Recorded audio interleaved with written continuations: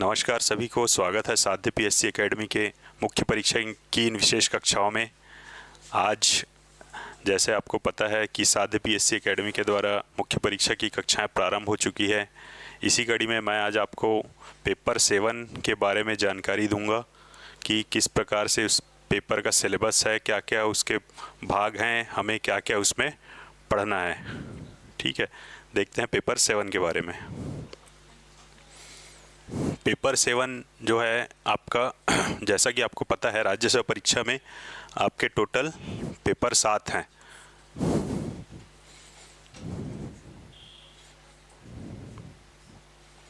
ठीक है, ये लास्ट पेपर है आपका पेपर 7।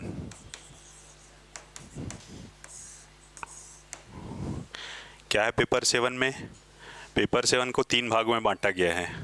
पहला भाग कल्याणकारी विकासात्मक कार्यक्रम एवं कानून। ठीक है, ये कितने मार्क्स के डिवाइड रहेंगे? 75। इसी प्रकार भाग 2 में क्या है? अंतर्राष्ट्रीय एवं राष्ट्रीय घटनाएं, खेल एवं संगठन। जैसा कि बाकी थ्योरी पेपर के अनुसार ये भी है भाग 2 50 मार्क्स में। थर्ड पार्ट क्या है? अंतर्राष्ट्रीय एवं राष्ट्रीय शैक्षणिक संस्थाएं एवं मानव विकास में उनका योगदान। इसका मार्क्स डिवीज़न है 75। जैसा कि आपको पता है, जो भी हमारे राज्य सेवा परीक्षा के प्रोग्राम बने हुए हैं उसके अनुसार आप देखेंगे पेपर 3 to 7 ये क्या है? ये टोटल थ्योरी पेपर्स है। ये सभी में एक इक्वलिटी आपको दिखेगी। तीनों ही चारों ही पेपर 3, 4, 5, 6, 7 5 पेपर्स, पांचों पेपर आपके 3 भागों में विभक्त हैं। इसमें प्रथम भाग है 75 मार्क्स, सेकंड है 50 मार्क्स एंड थर्ड है 75 मार्क्स। सो इसी वे में पेपर 7 भी डिवाइड है। इनका डिवीज़न जैसे मैं आपको एक शॉर्ट में बताना चाहूँगा इसका, और किस प्रकार से डिवीज़न हुआ है। 75 मार्क्स का आपको जैसे पता है, इस पार्ट में किस प्रकार से डिवीज़न है? 2 marks, 4 marks, 8 marks and 15 marks. मतलब इस टाइप से क्वेश्चन आते हैं। इसकी शब्द सीमा जैसे आपको पता है 30 शब्द, 60 शब्द, 100 शब्द और 15 मार्क्स के आपके 175 शब्द। तो ये आपका 75 मार्क्स है, 2, 4, 8 और 15 मार्क्स के क्वेश्चन में डिवाइड है। और किस प्रकार से इसमें शब्द सीमा जैसे 30, 60, 100 एंड 175, ये सभी पेपर में इसी प्रकार से प्लान दी गई है। हमारी राज्य सेवा मुख्य परीक्षा में पेपर 3 to 7 लेंगे, जो हमारी थ्योरी पेपर्स हैं उसमें प्लान इसी प्रकार से है। और मैं आपको इसमें डिटेल थोड़ा देना चाहूँगा। जैसे 2 मार्क्स के कितने क्वेश्चन होते हैं? भाग 1 से, भाग 2 से और भाग 3 से। सबसे पहले भाग 1 का मैं आपको क्लियर पूरा बता देता हूँ कि भाग 1 में 2, 4, 8 और 15 के किस टाइप कितने क्वेश्चन रहेंगे। यहाँ पे आपके 8 क्वेश्चन आते हैं। 8 क्वेश्चन, 2 मार्क्स के 8 क्वेश्चन। इसी प्रकार 4 मार्क्स के 5 क्वेश्चन और 8 मार्क्स के 3 क्वेश्चन एंड 15 मार्क्स का 1 क्वेश्चन। ठीक है, इसमें आपको 2, 4, 8 ये कैसे टाइप से इसका रहेगा प्लान? ये रहेगा आपको कंपलसरी रहेंगे, इसमें कोई ऑप्शन नहीं दिया रहेगा। आपको कंपलसरी अटेम्प्ट करना रहेगा ये सब क्वेश्चन। आपने अगर क्वेश्चन छोड़ा तो आपके मार्क्स जाएंगे। यहाँ पे आपका क्या रहेगा? 15 मार्क्स में आपको रहेगा एक ऑप्शन रहेगा। यहाँ पे एक ऑप्शन दिया जाएगा आपको, मतलब 2 ऑप्शन में एक अटेम्प्ट करना रहेगा, एक छोड़ना रहेगा। तो ये इस प्रकार से आपके 2, 4, 8 एंड 15 इस प्रकार से आपके 75 मार्क्स फर्स्ट पार्ट में डिवाइड हैं। सेम हम आते हैं 50 मार्क्स वाले में, सेकंड पार्ट में। यहाँ पे भी आपको 2 मार्क्स के क्वेश्चन मिलेंगे, 4 मार्क्स के क्वेश्चन मिलेंगे, 8 मार्क्स के क्वेश्चन मिलेंगे एंड यहाँ पे एक 10 मार्क्स का क्वेश्चन मिलेगा। 2, 4, 8 एंड 10। 2 मार्क्स के यहाँ पे कितने क्वेश्चन आएंगे? फर्स्ट पार्ट में हमने 8 क्वेश्चन आए, यहाँ पे 6 क्वेश्चन। 4 मार्क्स के वहाँ पे 5 क्वेश्चन थे, यहाँ पे 3 क्वेश्चन। 8 मार्क्स में कितने क्वेश्चन आएंगे? फर्स्ट पार्ट में 3 क्वेश्चन, सेकंड पार्ट में 2 क्वेश्चन। ठीक है। 10 मार्क्स के ओनली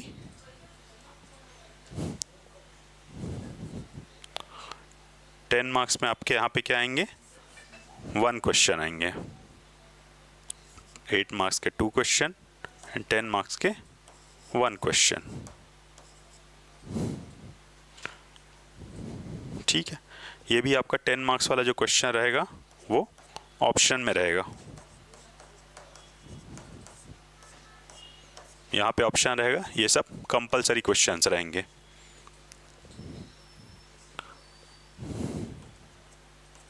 एंड आपका थर्ड पार्ट के लिए क्या रहेगा प्लान? एज इट इज रहेगा, एज पार्ट 1। जैसा भाग 1 में दिया है उसी प्रकार से 2 मार्क्स के 8 क्वेश्चन, 4 मार्क्स के 5 क्वेश्चन, 8 मार्क्स के 3 क्वेश्चन एंड 15 मार्क्स के आपके 1 क्वेश्चन। तो ये टोटल आपका कितना हो गया? यहाँ पे आप ऐड कर सकते हैं, जैसे 16, 20 और 24 एंड 15 कितने हो गए? 36 एंड ये आपका 60 एंड 75। ठीक है। इस प्रकार से आपका प्लान रहेगा। 75, 50 एंड 75 मार्क्स इस प्रकार से आपके इस पेपर में डिवाइड रहेंगे। एंड एज ऑन आपके पेपर 3, 4, 5, 6, 7 ये सभी पेपर्स में इसी प्रकार से प्लान रहेगा। तो जैसा आप एक चीज़ मैं आपको नोटिस कराना चाहूँगा इसमें कि आपका वेटेज कैसे बनता है क्वेश्चंस का। वहाँ पे आप देखेंगे 2 मार्क्स का ही देखेंगे तो 8 question, 6 question and again 8 question, 8, 8, 16 और 6, 22 क्वेश्चन। कहाँ से आ रहे हैं 22 क्वेश्चन सिर्फ 2 मार्क्स के?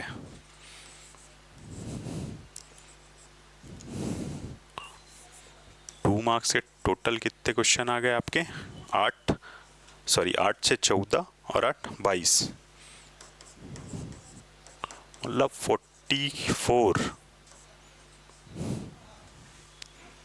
44 मार्क्स आपके सिर्फ 2 मार्क्स वाले कवर करेंगे। वैसे 4 मार्क्स का देखूंगा मैं। 4 मार्क्स से कितने क्वेश्चन कवर कर रहे हैं आपके? 5, 3, 5, 5, 5, 10, 13, 52 मार्क्स।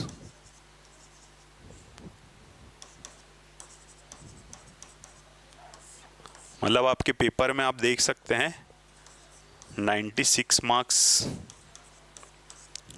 कहाँ से कवर हो रहे हैं? आपके 200 मार्क्स का ये पेपर है।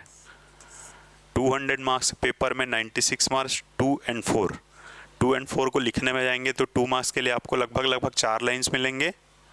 जो भी 2 मार्क्स के रहेंगे 4 लाइन्स के रहेंगे और आपके 4 मार्क्स वाले 8 लाइन्स दिए रहेंगे।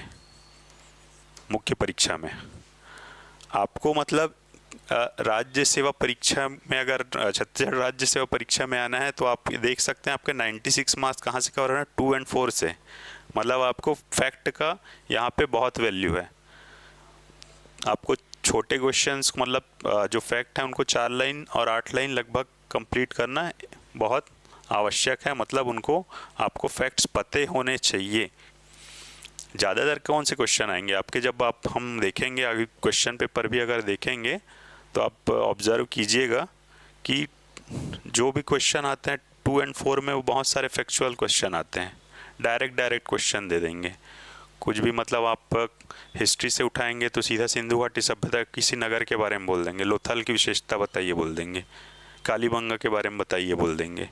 वैसे ही आप छत्तीसगढ़ में जाएंगे, कोई भी आपको एक मतलब कोई भी जैसा राजवंश है उसके बारे में दे दिए, आपको छोटा सा दे दिया, उसके किसी शासक के बारे में दे, कलिंग राज के बारे में बताइए दे दिए।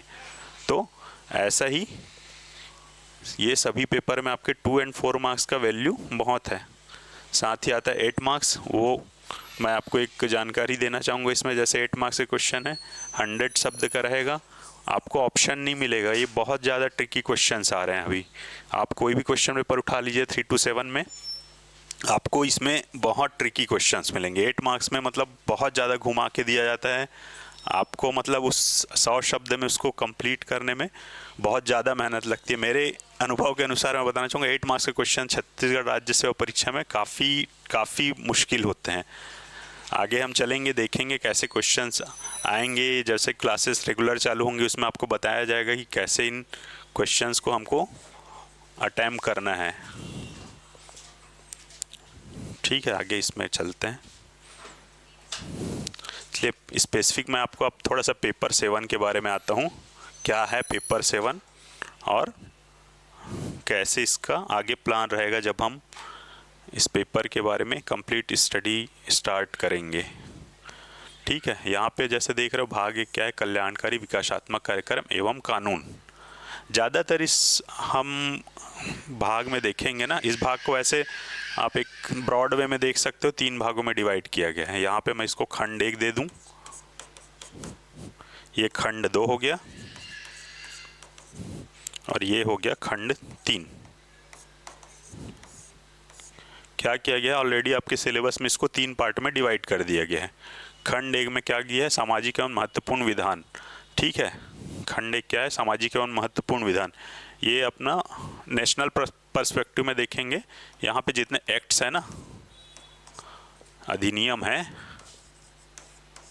इन अधिनियम के बारे में पूरा चर्चा है। मतलब आपको 9 से 10 अधिनियम इसमें, जैसे आप कंटिन्यूशन में देख सकते हैं, मानवाधिकार संरक्षण अधिनियम हो गया, घरेलू हिंसा अधिकार संरक्षण अधिनियम, अनुसूचित जाति जनजाति अधिनियम, सूचना का अधिकार अधिनियम है ना, और पर्यावरण संरक्षण, उपभोक्ता संरक्षण, IT एक्ट, भ्रष्टाचार निवारण, ये सभी एक्ट के बारे में पढ़ना है। साथ ही साथ मैं आपको एक और चीज़ बताना चाहूँगा इसमें कि ये तो हमको पढ़ना ही है, साथ में इसमें क्या है, थोड़ा सा एडवांस समझाएंगे। जहाँ पे कभी संशोधन हुआ है, जैसे आपका सूचना का अधिकार अधिनियम 2019 में एक संशोधन हुआ है, वो भी देखेंगे हम, उसके पर्सपेक्टिव में पढ़ेंगे। उपभोक्ता संरक्षण अधिनियम में देखेंगे, यहाँ भी 2019 में एक संशोधन हुआ है, तो इसको उसका जो संशोधन हुआ है उसके साथ पढ़ेंगे। मैं आपको एक चीज़ बताना चाहूँगा कि जो पेपर 7 है, ये एक मतलब सिर्फ ये सिलेबस में बॉन्डेड वाला पेपर नहीं है, ये काफ़ी ब्रॉड है, ये काफ़ी ब्रॉड है। इसका सिलेबस जो दिया हुआ है वहाँ से भी हमको एक स्टेप आगे पढ़ना पड़ेगा। आप जैसे भी क्वेश्चन पेपर ऑब्जर्व करेंगे आपको समझ आ जाएगा कि ऐसा नहीं कि एज इट इज़ ये सिर्फ आपको क्वेश्चन यहाँ से ही दिया जा रहा है।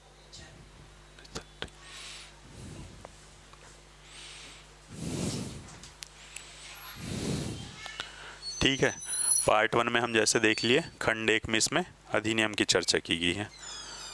खंड 2 में क्या देखेंगे, छत्तीसगढ़ के संदर्भ में, ये भी एक्ट की ही बात कर रहा है।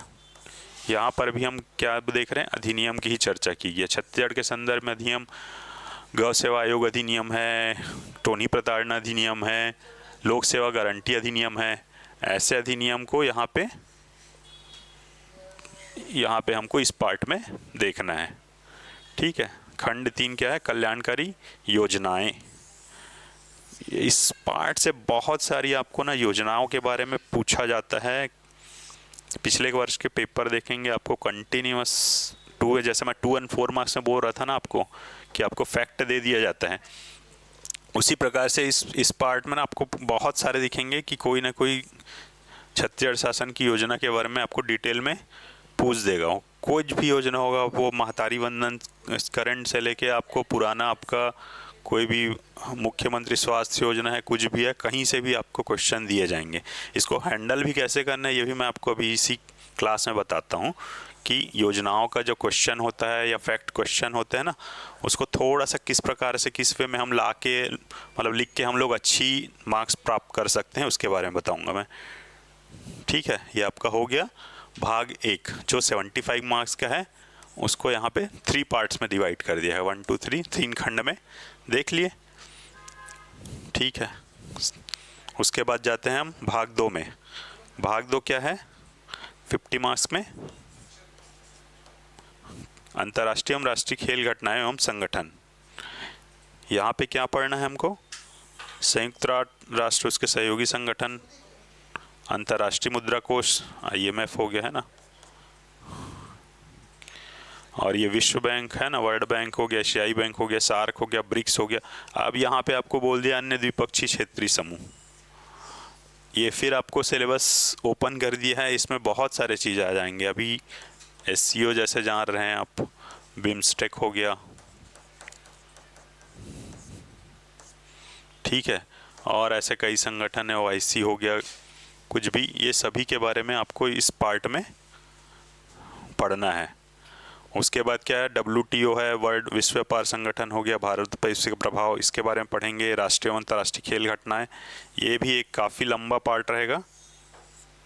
राष्ट्रीय एवं अंतर्राष्ट्रीय खेल एवं प्रतियोगिताएं, किसी भी खेल के बारे में आपको कहीं से भी इसमें क्वेश्चन देते हैं, जैसे आपका खिलाड़ी के बारे में भी दे सकते हैं, चाहे फिर खेल का कोई भी एक हिस्सा है ना, उसके बारे में भी आपको यहाँ से क्वेश्चन उठा दिया जाता है। भाग 2 आपका 50 मार्क्स का रहेगा। इसमें इस प्रकार से सिलेबस को डिवाइड किया गया है। तीसरा फिर हम आते हैं भाग 3 में, अंतर्राष्ट्रीय एवं राष्ट्रीय शैक्षणिक संस्थाएं एवं मानव विकास में उनका योगदान। ये बेसिकली आपका है क्या है? शिक्षा से रिलेटेड है। ये पूरा पार्ट शिक्षा से रिलेटेड है। इसमें ऐसा है कि फर्स्ट में आपको कुछ संस्थाएं दी हुई है, जैसे आपका UGC हो गया, AICT हो गया है ना, अखिल भारतीय तकनीकी शिक्षा परिषद हो गया, शिक्षक शिक्षा परिषद, व्यावसायिक शिक्षा परिषद, कृषि अनुसंधान परिषद हो गया। ये संस्थाओं के बारे में देखेंगे।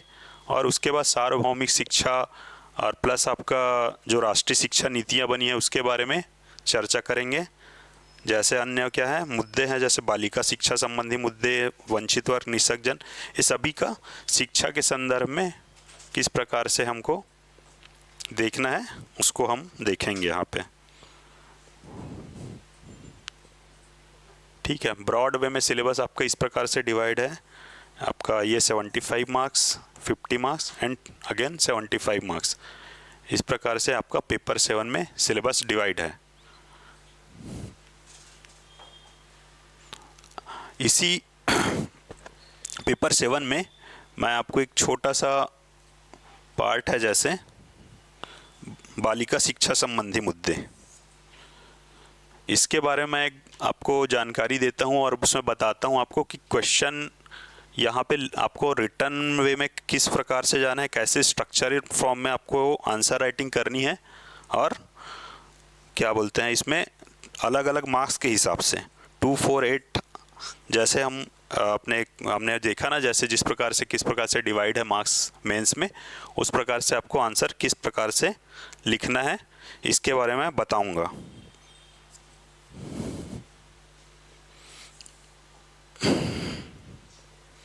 बालिका शिक्षा संबंधी मुद्दे, ये कौन सा है आपका पार्ट 3 से एक आपका टॉपिक है। पेपर 7 के पार्ट 3 से आपका एक टॉपिक क्या है, बालिका शिक्षा संबंधी मुद्दे, ठीक है। इसी प्रकार इसमें क्या दिया हुआ है, वंचित वर्ग से संबंधी मुद्दे अलग दिए गए, शिक्षा से संबंधी वंचित वर्ग के शिक्षा संबंधी मुद्दे, और क्या दिया हुआ है, निःशक्त जन शिक्षा संबंधी मुद्दे।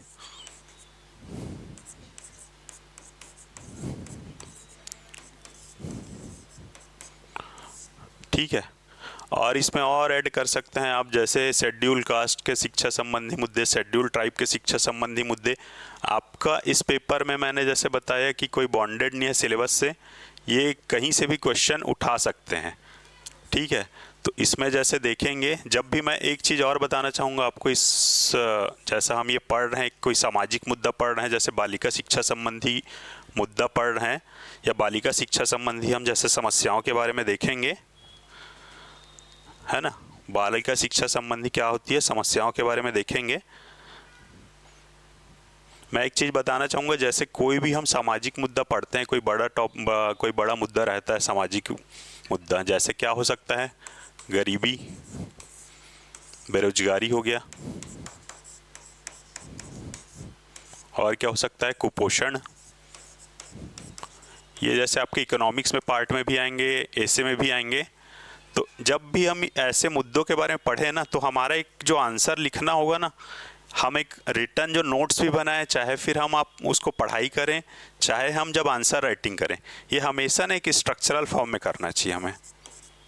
एक स्ट्रक्चर रहे हमेशा। कैसा स्ट्रक्चर रहेगा उसका कि कोई भी समस्या होता है तो क्या होता है, उसका समस्या का कारण होता है। ठीक है, तो समस्या का सबसे पहले हम कारण देखेंगे। उस समस्या के कारण फिर क्या होता है, उसका प्रभाव क्या हो रहा है समाज पे। ठीक है, पहले कारण देख लिए, प्रभाव देख लिए, फिर क्या देखेंगे, शासकीय प्रयास। शासन स्तर पे इस पे क्या प्रयास किए जा रहे हैं। ये केंद्रीय स्तर पे भी हो सकता है, राज्य स्तर पे भी हो सकता है। ठीक है, तो शासकीय प्रयास इस क्षेत्र में क्या क्या किया जा रहे हैं और क्या हो सकता है। उसके बाद देखेंगे इसमें सुझाव। ये आप क्या सोचते हैं इसके बारे में, आपका क्या विचार है। आप मतलब इस जगह एक प्रशासक के तौर पे, एक शासक के तौर पे, एक अधिकारी के बतौर होते, तो आप क्या इस चीज़ों में सुझाव दे सकते हैं इन समस्याओं के समाधान के लिए, है ना। ये मैं जैसे बताया, कोई भी बड़ी समस्या होती है, गरीबी हो गई, बेरोजगारी हो गई, कुपोषण हो गई, ये सभी समस्याओं में आपको जब भी आप मेंस के वे में जाएंगे, आंसर राइटिंग के वे में, चाहे पढ़ने के वे में, आपको इस प्रकार का एक स्ट्रक्चर रखना है। ठीक है, इसी में देखेंगे अब हम इसके अलग अलग पार्ट, क्या कारण है, क्या प्रभाव है, क्या शासकीय प्रयास है और इसका सुझाव क्या है। ये मैं एक आपको सबसे पहले एक बड़ा क्वेश्चन के हिसाब से बता रहा हूँ। 15 मार्क्स का एक क्वेश्चन जब बने आपका, तो आपको किस वे में जाना है लिखने के लिए। हमेशा आपको इस वे में एक स्ट्रक्चरल फॉर्म में लिखना है। देखते हैं इसको आगे कैसा है। सबसे पहले अब देखते हैं कारण क्या था। बालिका शिक्षा संबंधी समस्याओं के कारण क्या हैं। क्या कारण है, जैसे देख सकते हैं हम, पितृसत्तात्मक समाज। ठीक है, पितृसत्तात्मक समाज में स्त्री शिक्षा व्यर्थ समझा जाता है, स्त्री शिक्षा व्यर्थ समझा जाता है। ठीक है, जहाँ पे पुरुषों का बोलबाला है तो वहाँ पे स्त्री शिक्षा व्यर्थ समझा, वहाँ पे क्या पैसा उसको बर्बादी समझा जा रहा है, तो इसलिए स्त्री शिक्षा को प्रमोट नहीं किया जाता। बालिका शिक्षा को पढ़ा दिए 5वीं तक, फिर बंद कर दिया, ऐसा टाइप से करते हैं ये चीज़। रूढ़िवादी समाज। ठीक है, बच्चों का जल्दी शादी कर दिया, दहेज देना है, पैसा बचाना है, ये सब चीज़ें, जब भी एक दहेज का एक प्रचलन चल रहा है, उस कारण क्या होता है, रूढ़िवादी समाज है तो बालिका शिक्षा को रोक दिया जाता है। लड़कियों को शिक्षा एक स्तर तक दिया, 5वीं तक, 8वीं तक, उसके बाद बंद कर दिए। गरीबी है, जैसा पहले देखे गरीबी का क्या है, गरीबी है तो फिर लड़के को पढ़ाना है, लड़की के शिक्षा पे क्या करें, व्यर्थ क्यों खर्च करें। उसकी स्कूलों में अवसंरचना की कमी, स्कूलों में जैसे गर्ल्स टॉयलेट्स ना होना, गर्ल्स के लिए कॉमन रूम ना होना, ये सब कारण इसमें आ जाएंगे। जब स्कूल में अवसंरचना नहीं रहेगी तो फिर लड़कियां क्या है, स्कूल जाने में कतराएगी या पालक उनको स्कूल भेजने में बचेंगे। और क्या हो सकता है, यातायात का अभाव। ठीक है, आपका प्राइमरी स्कूल गांव में मिल गया, आपको माध्यमिक शिक्षा लेनी है तो आपको 10 किलोमीटर 15 किलोमीटर जाना है, बीहड़ जंगल है, एकदम आउटर एरिया है, यातायात का अभाव है, तो शिक्षा फिर वहीं तक से रुक गई। एक स्तर तक शिक्षा किए, उच्च शिक्षा के लिए जहाँ आगे जाना है वहाँ पे आगे गए नहीं। और क्या है, शिक्षा में दोषपूर्ण प्रशासन। क्या होता है, महिला शिक्षक का अभाव। जैसे देखते हैं कई जगहों में क्या होता है, मतलब जो पुरुष शिक्षकों को महिला शिक्षक, महिला जैसे स्कूल है वहाँ पे पुरुष शिक्षक का संख्या ज़्यादा है, तो उस कारण भी क्या होता है, लोग अपने बच्चों को, लड़कियों को वहाँ पे भेजने से कतराते हैं। और क्या है, असुरक्षा की भावना, ये इसी में आएगा। जैसे दूर दराज का स्थल है तो फिर लोग क्या है, वहाँ पे असुरक्षा की भावना, जैसे वहीं पे दूर दराज के स्कूलों में भेजने से कतराएंगे कि बीच में जैसे कुछ भी ऐसे कोई दुर्घटना ना हो जाए लड़कियों के साथ। इस कारण से ये असुरक्षा की भावना के कारण भी यहाँ पे आपका एक प्रमुख कारण बनता है स्त्री शिक्षा की चुनौतियों में। ठीक है, इसके कारण में। उसके बाद क्या देख रहे हैं हम लोग, प्रभाव देख रहे हैं। स्त्री शिक्षा या बालिका शिक्षा कम हुआ, उसका क्या कम हो रहा है, उसका कारण क्या क्या, अब उस पर समाज में प्रभाव कैसा पड़ रहा है। साक्षरता दर में एक बड़ी असमानता देखने मिलती है। कैसे असमानता, जैसे हम देखते हैं नेशनल रिस्पेक्ट में क्या है हमारा अभी साक्षरता दर, सेंट्रल का देखते हैं कितना, केंद्र का 82%, स्टेट में सॉरी ये क्या है, पुरुष का है आपका, है ना, पुरुष का 82%, महिला का 64%। दिख रहा है बड़ी असमानता है। 82% पुरुष क्या बोलते हैं साक्षरता दर, महिला का 64%। इस वैसी स्टेट में देखेंगे तो 80% आपका मेल में दिखेगा पुरुष का और 60% फीमेल।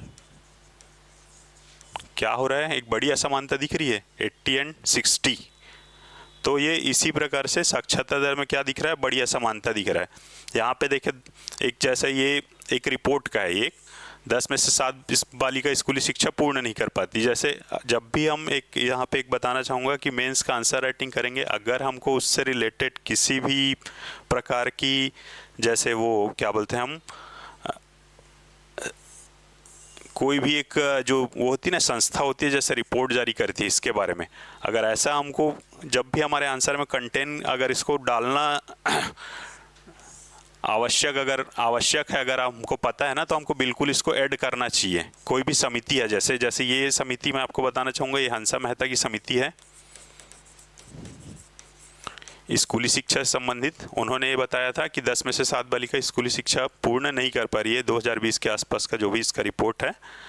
तो उनके अनुसार क्या है, हंसा मेहता समिति ने की रिपोर्ट के अनुसार 10 में से 7 बालिका स्कूली शिक्षा पूर्ण नहीं कर पा रही है। ठीक है, जल्दी आपका स्कूल छोड़ दिए तो फिर बाल विवाह जैसे समस्याओं का जन्म हो गया। आगे चल के देखेंगे तो क्या होता है, महिला प्रतिनिधित्व का भी अभाव होने लग जाता है। जब बच्ची पढ़ेगी ही नहीं, है ना, लड़कियां पढ़ेंगी ही नहीं, तो क्या होगा, वो उस स्तर की शिक्षा, उच्च शिक्षा प्राप्त नहीं कर पाएंगी, तो आगे बढ़ने का उनका अवसर खत्म हो जाएगा। इस समय क्या होगा, ये महिला प्रतिनिधित्व का भी अभाव देखने मिलता है। फिर क्या आता है शासकीय प्रयास। जैसे मैंने आपको बताया था, जो आंसर के स्ट्रक्चर में पहला क्या देखें हम, कारण, दूसरा देखें प्रभाव, समाज पे किस प्रकार प्रभाव पड़ता है। अब देखते हैं शासकीय प्रयास। अब इसको भी हम 2 पार्ट में डिवाइड कर सकते हैं। जब भी बड़ा आंसर लिखना हो ना, अगर आपको ओपन एंड दे दिया है क्वेश्चन में कि इसमें आपको बालिका शिक्षा के बारे में बताइए या विस्तृत वर्णन कीजिए, इस प्रकार के दे दिया ना, तो आपको बिल्कुल इस जो फॉर्मेट दिया उसमें कारण, प्रभाव, और जब शासकीय प्रयास में आएंगे ना, तो इसमें दोनों डिवाइड कर दीजिए आपको। एक क्या करेंगे, भारत सरकार के प्रयास या केंद्र के प्रयास, और दूसरा क्या करेंगे, राज्य के प्रयास, सेंट्रल एंड स्टेट, ये दोनों को इंक्लूड कीजिए। अगर पर्टिकुलर आपको कोई 8 नंबर में पूछ रहा है या तो फिर 4 नंबर में पूछ दिया कि सिर्फ सेंट्रल का बताइए या सिर्फ स्टेट का बताइए, तो आप स्पेसिफिक रहिए। लेकिन अगर आपको 15 मार्क्स के क्वेश्चन दे रहे हैं तो, और ओपन क्वेश्चन है वो, तो डेफिनेटली आप उसको ऐड कीजिए कि भारत सरकार का क्या प्रयास किए जा रहे हैं, राज्य सरकार के द्वारा क्या प्रयास किए जा रहे हैं। इसमें जैसे मैं आपको एक शॉर्ट में बताना चाहूँगा, ये कई अभी कार्यक्रम जो चल रहे हैं भारत सरकार के द्वारा, इसमें माध्यमिक शिक्षा के लड़कियों को प्रोत्साहन राष्ट्रीय योजना 2025-26, इसमें क्या किया जा रहा है, 3000 9वीं पास करने पर लड़कियों के लिए 3000 का FD कर दिया जा रहा है। वो कब मिलेगा उनको, 12वीं पास करने के बाद मिलेगा। उसी बार बालिका प्रोत्साहन योजना, छात्रवृत्ति से संबंधित योजना है केंद्र की। कस्तूरबा गांधी आवासीय विद्यालय योजना, ये क्या है आपका, जहाँ पे इनका क्या बोलते हैं, शाला त्यागी लड़कियां की संख्या ज़्यादा है। जैसे छत्तीसगढ़ में 23 जिलों में संचालित है ना, जिन जिलों में शाला त्यागी बच्चों की संख्या ज़्यादा है, वहाँ पे ये कस्तूरबा गांधी आवासीय विद्यालय, उनको वहीं पे शिक्षा प्रदान करने के लिए ये छत्तीसगढ़ में 23 जिलों में जैसे संचालित है। शाला त्यागी बालिकाओं के लिए आवासीय शिक्षा प्रदान करने का कस्तूरबा गांधी हो गया आवासीय विद्यालय। बेटी बचाओ बेटी पढ़ाओ, जैसे पता है आपको, सुकन्या समृद्धि खाता खोला गया है, लड़कियों के नाम से पैसा जमा करना, उनको 18 वर्ष बाद उनको प्राप्त होता है। सरस्वती साइकिल योजना, जैसे हम लोग कारण पढ़े हैं, यातायात का भाव रहता है, तो उसको एक कंपनसेट करने के लिए क्या है, सरस्वती साइकिल योजना। 9वीं के बाद किसी भी वर्ग की बच्ची हो, उनके लिए क्या है, फ्री साइकिल की योजना है। BPL हो, ST हो, SC हो, सभी के लिए। एक अभी ऑपरेशन ब्लैक बोर्ड चलाया गया, एक कार्यक्रम चालू किया गया था केंद्र के द्वारा। इसमें क्या किया गया, 59% महिला शिक्षक होना आवश्यक है। गर्ल्स स्कूल है तो आपको 59% महिला शिक्षक का होना आवश्यक है। इसी प्रकार क्या और क्या योजना है, उड़ान योजना। ये तकनीकी शिक्षा के लिए कोचिंग हेतु, जब 11th-12th कर लेती हैं लड़कियां, 11th के से इसका स्टार्ट है, 10th के बाद इंजीनियरिंग और तकनीकी शिक्षा हेतु इनको कोचिंग दिया जाता है। इसी प्रकार एक और है, प्रगति योजना भी है। ये भी तकनीकी शिक्षा की क्या बोलते हैं आपको कोचिंग हेतु भारत सरकार के द्वारा संचालित है। इसका नेक्स्ट पार्ट क्या देखेंगे, राज्य सरकार की योजनाएं। राज्य सरकार क्या कर रहे हैं, बच्चियों के लिए नौनी सशक्तिकरण योजना का प्रारंभ किया है। क्या किया इसमें, श्रमिक परिवार की 2 बेटियों को, प्रथम 2 बेटी को शिक्षा के हेतु 20,000 रुपये प्रदान किया जाएगा। और क्या सेकंड क्या है, जैसे नौनी सुरक्षा योजना, बीपीएल के तहत 12 पूरा करने पर 18 वर्ष तक अविवाहित रहने पर 1 लाख का LIC बॉन्ड के रूप में क्या किया जाए, शिक्षा को प्रोत्साहित करने के लिए लड़कियों को जैसे आर्थिक रूप से समृद्ध किया जा रहा है। सुचिता योजना, जैसे लड़कियों को सैनिटरी पैड वगैरह दिया जा रहा है स्कूल में, उसके लिए है। NMDC बालिका शिक्षा सहयोग योजना कांकेर, बस्तर, जगदलपुर, बीजापुर में ये NMDC की ओर से चलाया जा रहा है ST SC BPL आदि छात्राओं हेतु। और क्या क्या किया जा रहा है, निःशुल्क गणवेश, पाठ्य पुस्तक, दुर्घटना बीमा प्रदाय किया जा रहा है ना। ये हो गया छत्तीसगढ़ सरकार के प्रयास। तो ये आपका आंसर का फॉर्मेट मेनली इस टाइप से रहेगा, इसलिए बता रहा हूँ, है ना। और जैसे अब मैं आपको एक और बताऊँगा आगे, जैसे पर्टिकुलर किसी योजना के बारे में पूछ दिया आपको, तो उसको किस प्रकार से आपको रिटर्न में लेना है। जैसे 4 मार्क्स आपको या तो 2 मार्क्स में दिया गया ना योजना के बारे में, तो आपको किस प्रकार से रिटर्न करना है, ठीक है। अभी अब तक ने क्या देखा, कारण, प्रभाव, शासकीय प्रयास। अब क्या देखेंगे, सुझाव देखेंगे। सुझाव क्या क्या हो सकता है, ये हमारे सोचने का चीज़ है कि हम बालिका शिक्षा प्रोत्साहन करने के लिए क्या क्या चीज़ अपने एंड से बता सकते हैं, ठीक है। इसमें आप अपने एंड से और कुछ भी ऐड कर सकते हैं, आपके दिमाग में जो भी आ रहा है कि बालिका शिक्षा को प्रमोट करने के लिए क्या क्या किया जा सकता है। इसी क्रम में मैं बता रहा हूँ, जैसे क्या सुझाव हो सकता है, शिक्षा तक समान पहुँच सुनिश्चित करना, ठीक है। सभी को शिक्षा मिल सके, चाहे किसी भी उम्र में। अब बालिका ने शिक्षा क्या बोलते हैं एक टाइम पे छोड़ दिया, है ना, शादी हो गया, विवाह हो गया, उसके बाद भी उसको अब शिक्षा, अपनी बची हुई शिक्षा 11th-12th पूर्ण करनी है, तो सब तक शिक्षा प्रदान करना, ठीक है, ये सुनिश्चित करना। तो 11th-12th के बाद भी इसको किसी प्रकार से, मतलब प्रौढ़ शिक्षा होता था पहले जैसे, ऐसी कुछ योजनाएं वगैरह दिला के ये सबको शिक्षा, सब तक शिक्षा पहुंचाने के लिए प्रयास करना। लिंग समानता की शिक्षा है ना, जेंडर इक्वलिटी, जैसे बच्चों को, लड़कों को भी इसके लिए शिक्षा प्रदान करना, है ना, कि स्कूल में एक सुरक्षा का वातावरण है। लड़कियों के लिए छात्रवृत्ति, यातायात सुविधा, जैसे अब ये कारण में पढ़े ही थे ना, क्या कर सकते हैं यातायात सुविधा देने के लिए, मिडिल के बाद या प्राइमरी के बाद की बच्चियों को गांव से दूर, या 5 किलोमीटर या 10 किलोमीटर हम क्या बोलते हैं कहीं दूर जाना है ना, इसमें डायरेक्ट हम लिख सकते हैं इसको। अगर माध्यमिक शिक्षा या उच्च शिक्षा 5 से 10 किलोमीटर दूर में हो रहा है तो क्या करेंगे, बस पास फ्री कर दिए उनके लिए, जैसे तो यातायात को उनका सुविधा दे दिए। और क्या, अवसर रचना का विकास करना, जैसे मैंने बताया स्कूल में टॉयलेट्स, गर्ल्स कॉमन रूम बना दिए, है ना।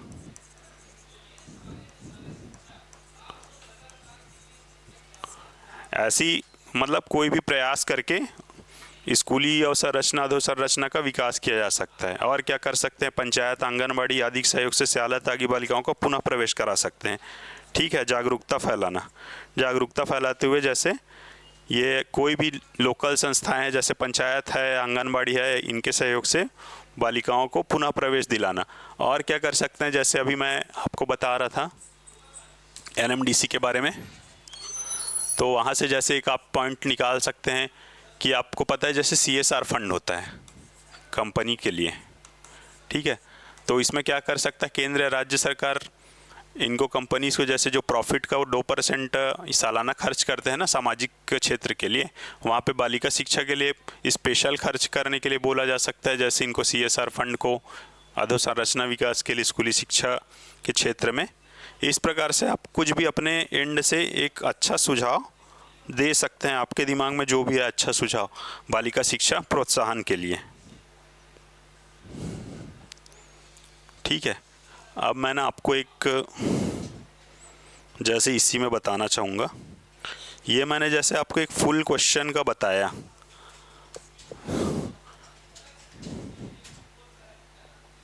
जब 15 मार्क्स में पूछे ना तो आप ये एक अच्छा स्ट्रक्चर में बिल्कुल इसको इस प्रकार से लिखिए कि जिसमें कारण बता दिए, प्रभाव बता दिए, शासकीय प्रयास बता दिए, है ना, सभी चीज़ का इंक्लूड कर दिया आपने ना, तो ये आपका एक अच्छा आंसर दिखेगा।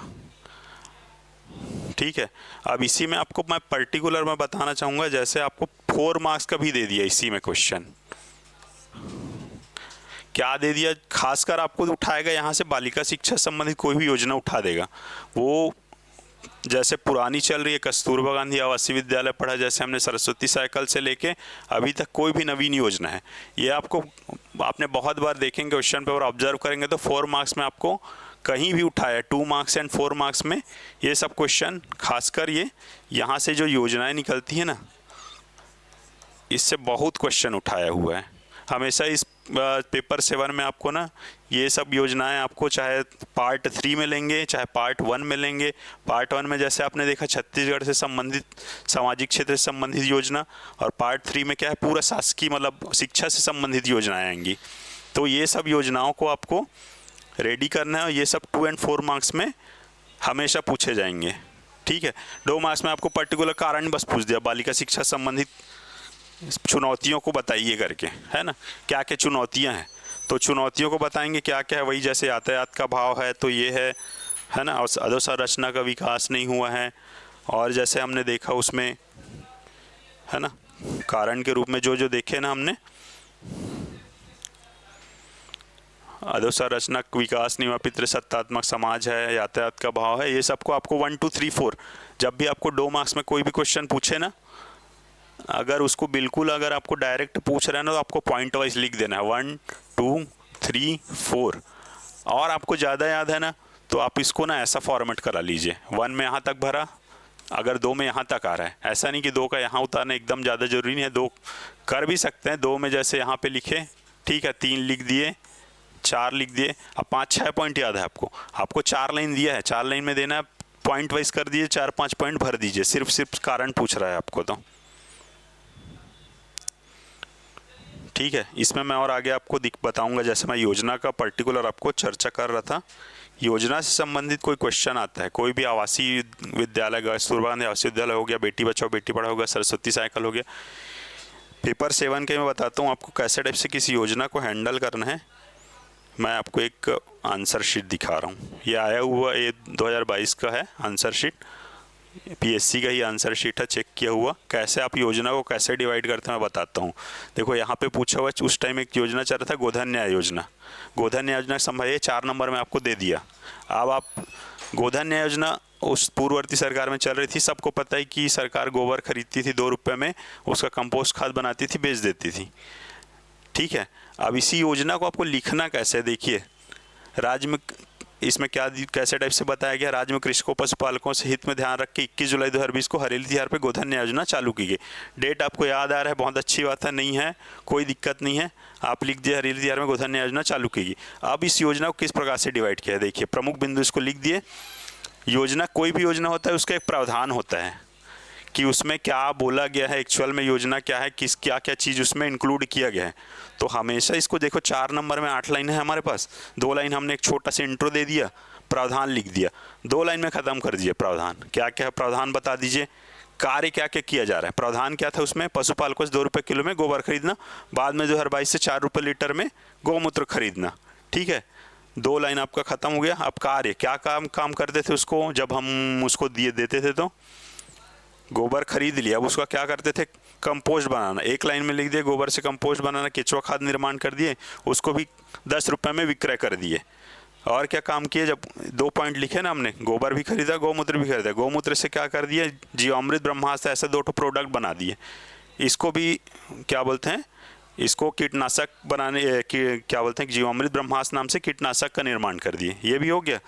अब इसका ना मेन पार्ट आता है, फिर एक लाभ होता है इसका, कोई भी योजना होता है किस उद्देश्य से चालू किया गया है या क्या लाभ हो सकता है इस योजना का। तो ये जैसे देखिए उद्देश्य लाभ लिख दिए, उसका क्या हो रहा है, पशुपालकों का अतिरिक्त आय हो रहा है, पशु संवर्धन हो रहा है सस्ती दरों पे खाद एवं कीटनाशी उपलब्ध हो रहा है ना, जैविक कृषि बढ़ावा हो रहा है, जब पूरा जैविक बन रहा है तो ऐसा, जैसे मैं आपको बता रहा था ना अभी कि जब भी आपके पास 3 ज़्यादा पॉइंट्स रहे, जैसे 2 लाइन ही बचा है लेकिन 4 पॉइंट से याद आ रहा है, लिख दीजिए 1 2 3 4 करके कंटिन्यूशन में लिख दीजिए। अब देखो इसमें कैसे आपको 4 मार्क्स में आपको 3.5 मार्क्स जैसे मिले हैं। तो ये जब भी आपका योजना संबंधी प्रश्न आएगा ना, उसको डील इस प्रकार से करनी है आपको। ये आपको एक अच्छे मार्क्स देंगे, हमेशा अच्छे मार्क्स देंगे। और इस पेपर में मैं एक और चीज़ बताना चाहूँगा, यहाँ पे आपका एक और पेपर दिखाना चाहूँगा। जैसे आपने कहाँ पे फर्स्ट पार्ट में हमने देखा था, इसमें एक मानवाधिकार संरक्षण अधिनियम है, जैसे मानवाधिकार संरक्षण अधिनियम ऐसा और अधिनियम है, मतलब यहाँ पे क्या है, एक तो इसी अधिनियम के अंतर्गत मानवाधिकार आयोग,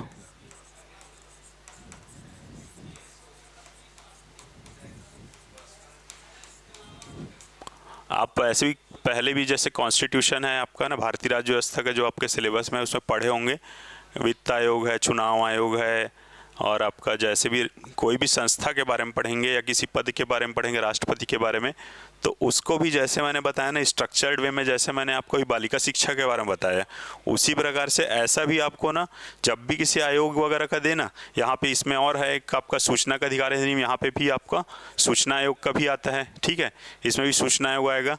तो ये सब क्वेश्चन को भी कैसा डील करना है, जब भी ऐसा क्वेश्चन आए उसको डील कैसे करना है, आपको अच्छे मार्क्स लेने तो डील कैसे करनी है, इसका भी मैं आपको एग्जांपल दे रहा हूँ। मैं मानवाधिकार संरक्षण आयोग का ही बता रहा हूँ आपको, किस प्रकार से क्वेश्चन दिया हुआ है पीएससी ने और उसका आंसर हमको कैसे लिखना है। ये जैसे आपको कितना दिखाई दे रहा होगा ना, देख लीजिए इसमें। जैसे अब क्वेश्चन क्या दिया, राष्ट्रीय मानवाधिकार आयोग के गठन, अध्यक्ष एवं अन्य सदस्यों की नियुक्ति तथा आयोग के कृत्य एवं शक्तियों का वर्णन कीजिए। यह आपने पूरा आपको एक दे दिया है कि आपको ये बताना है, एकदम स्पेसिफिक पूछ दिया है, ठीक है, पूरा स्पेसिफिक पूछ दिया है। आपको दिख नहीं होगा तो मैं एक बार बता देता हूँ आपको। गठन, अध्यक्ष एवं सदस्यों की नियुक्ति, आयोग की कृत्य और शक्ति, ये आपको 4-5 पॉइंट दे दिया है। अब आपको एज इट इज़ उसी फॉर्मेट में लेना है, उसी फॉर्मेट में आपको आंसर करनी है। आप जितना सिलेबस से भटकेंगे, मतलब आपके क्वेश्चन से भटकेंगे, वो आपको नंबर उतना कम कर देगा। जब आप जितने पास रहेंगे आपको नंबर उतने अच्छे मिलेंगे। देखो जैसे इसमें आंसर किस प्रकार से किया गया है। मानवाधिकार अधिनियम 1993 के अनुपालन में राष्ट्रीय मानवाधिकार आयोग का गठन किया गया है, जिसका वर्तमान स्वरूप क्या है, मतलब उसका संरचना किस प्रकार से है, ये आप एकदम पर्टिकुलर दे दिए संरचना किस किस टाइप से। इसका एक अध्यक्ष है, उसके बाद इसमें एक ये क्या है, जैसे 13 सदस्यीय संस्था है ना। इसमें जैसे नेक्स्ट पेज में बताया होगा, देखो ठीक है, आप इसको पहले ही बता सकते हैं। एक 13 सदस्यीय संस्था है, एक अध्यक्ष और 12 सदस्य। आपको जगह भी बचाना है यहाँ पे, है ना, तो आप क्या करोगे, ऐसा एक फ्लो चार्ट जैसा बना दिए, एक अध्यक्ष लिख दिए, फ्लो चार्ट करके डाउन किए। अब इसको पर्टिकुलर आप इस टाइप से बना दिए कि एकदम लंबा लिखने के बजाय आपके फिर गठन में ही पूरा पेज भर जाएगा, गठन ही बस बताते रह जाएंगे आपको। जैसे क्या क्या पूछ रहा है यहाँ पे, गठन, नियुक्ति, कृत्य एवं शक्ति, 4 चीज़ें पूछ रहे हैं। आपने गठन बता दिया, क्या है गठन उसका, एक अध्यक्ष, एक सदस्य यहाँ से मुख्य हाई कोर्ट से है, एक सदस्य सुप्रीम कोर्ट से है, 3 सदस्य व्यवहारिक अनुभव होना चाहिए इनका मानवाधिकार का, 7 सदस्य ST SC OBC अल्पसंख्यक महिला आयोग आदि आदि। जैसे इसका आपको हम आगे पढ़ेंगे, जैसे पर्टिकुलर एक्ट्स में जाएंगे ना, तो कौन कौन है उसमें, आपने इसको इस प्रकार से बता दिया। मैं आपको सिर्फ एक आंसर का फॉर्मेट कैसे आपको बनाना है उसके बारे में बता रहा हूँ। जैसे मैंने आपको बताया था ना, स्ट्रक्चर्ड वे में कैसे आपको राइटिंग करनी है, ये हो गया, ठीक है। पहला पार्ट अपने खत्म हो गया, गठन या संरचना। दूसरा पार्ट क्या आ गया, सदस्यों की नियुक्ति। कौन करता है नियुक्ति, राष्ट्रपति करता है। राष्ट्रपति किसके सुझाव पे करेगा, किसकी सिफारिश पे करेगा, यहाँ पे क्वेश्चन में हमको पूछा है ना, गठन, अध्यक्ष एवं सदस्यों की नियुक्ति। इसके लिए एक पर्टिकुलर एक पैनल रहता है, उस पैनल में कौन है, प्रधानमंत्री, कैबिनेट मंत्री, लोकसभा अध्यक्ष, राज्यसभा उपसभापति, लोकसभा नेता विपक्ष, राज्यसभा नेता विपक्ष। हो गया, आपने उसको बता दिया राष्ट्रपति नियुक्ति करेगा, किसके आधार पे? इनके सिफारिश के आधार पे। कार्यकाल आपको पता है 3 साल 70 वर्ष या 70 वर्ष, वो बता दिया आपने। अब आयोग के कार्य है ना, इसको भी एकदम क्या करना है आपको सिंप्लीफाई वे में, जैसे आपको पांच कार्य है ना, आप स्पेस आपको मैनेजमेंट आपको आगे जैसे बताया जाएगा, 5 कार्य है आपको पता, दोनों का 5 लिख दिए, 6 पता है, 6 लिख दिए है ना। कंटिन्यू में लिख दिए, जैसे आयोग के कार्य क्या है? देश में मानवाधिकार संबंधी कार्यक्रमों का प्रसार करना, सरकार को मानवाधिकार संबंधी कार्यों में सलाह देना, प्रतिवर्ष राष्ट्रपति को प्रतिवेदन प्रस्तुत करना, मानवाधिकार हनन की दशा में सूचना प्राप्ति पर स्वयं जांच एवं अधिकारियों को निर्देश देना, राज्यों के इस संबंध में समय समय पर निर्देश एवं राज्य मानवाधिकार आयोग को निर्देश देना, ये उनका कार्य हो गया। वैसी शक्तियाँ हो गए, स्वतः संज्ञान ले सकते हैं ना, किसी भी घटना का, जेलों आदि का, कभी किसी भी दशा में जेलों आदि के बारे में संबंधित दशा में जानकारी प्राप्त कर सकते हैं, शिकायत पर सरकार को संस्था के खिलाफ निर्देश दे सकते हैं, मानवाधिकार संबंधी चल रहे अदालती मामले में हस्तक्षेप कर सकते हैं, किसी व्यक्ति संस्था को स्वयं समक्ष गवाही देने हेतु निर्देश दे सकते हैं। ठीक है, ये देखिए जैसे बड़ा क्वेश्चन है, 15 मार्क्स का क्वेश्चन है, इसमें आपको 11 मार्क्स मिले, तो एक अच्छे मार्क्स हैं। जब भी आप ऐसे क्वेश्चन आएंगे ना, मैं बता रहा था जैसे बड़ा क्वेश्चन बालिका शिक्षा के बारे में भी आपको ऐसा बड़ा क्वेश्चन पूछा जा चुका है, तो ये आंसर आपको इस प्रकार से करनी है। अब इसी में पर्टिकुलर आपको किसी पार्ट के बारे में पूछ दिया ना, सिर्फ और सिर्फ योजना के बारे में पूछ दिया, जैसे बताइए छोटा क्वेश्चन, ये इस प्रकार से डील कर दिया आपने। और क्या किया, इसमें भी आपको किसी भी एक चीज़ का पूछ सकता है। 2 नंबर में आपको सिर्फ और सिर्फ नियुक्ति किस प्रकार होती है पूछ दिया, सिर्फ आयोग का गठन क्या है या संरचना क्या है पूछ दिया, तो संरचना को बस बता दीजिए आप, इस प्रकार संरचना है, एक 12-13 सदस्यीय एक क्या बोलते हैं संस्था है, इसमें एक अध्यक्ष है जो सुप्रीम कोर्ट के सेवानिवृत्त न्यायाधीश हैं। इसको आप 2 नंबर में ऐसा 4 लाइन आपको दिया ना, तो ऐसा बना के भी बता सकते हैं, वो समझ जाएंगे है ना। आपको पूरा लाइन से ऐसा पूरा एकदम भरने की ज़रूरत नहीं है, ये जब को आपको ज़्यादा अच्छा से दिखेगा है ना। ज़्यादातर क्वेश्चन में फिर 2 नंबर में आए तो इस प्रकार से आप डील कर सकते हैं। सिर्फ शक्ति या कार्य के बारे में पूछा जा सकता है, पर्टिकुलर आप उसको बता दीजिए, कार्य या शक्ति को बता दीजिए। ठीक है, तो जिस प्रकार से मैंने बताया अभी, तो हमारा मेंस का प्लान इसी प्रकार से चलेगा पेपर 7 के लिए। और इसमें सिर्फ थोड़ा सा मैं एक चेंज बताना चाहूँगा, पेपर 7 में एक चेंज हुआ है वर्तमान में, ये आपको सिलेबस को थोड़ा सा चेंज करने पड़ना है। यहाँ पे भारतीय संविधान आपराधिक विधि संहिता के अंदर महिलाओं को प्राप्त सुरक्षा, यहाँ पे क्या हुआ है भारतीय संविधान, उसके बाद क्या हुआ है भारतीय न्याय संहिता 2023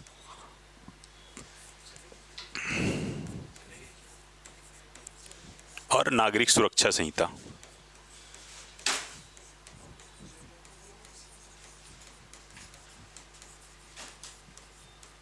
इसके अंतर्गत महिला को प्राप्त सुरक्षा ये पढ़ना है हमको।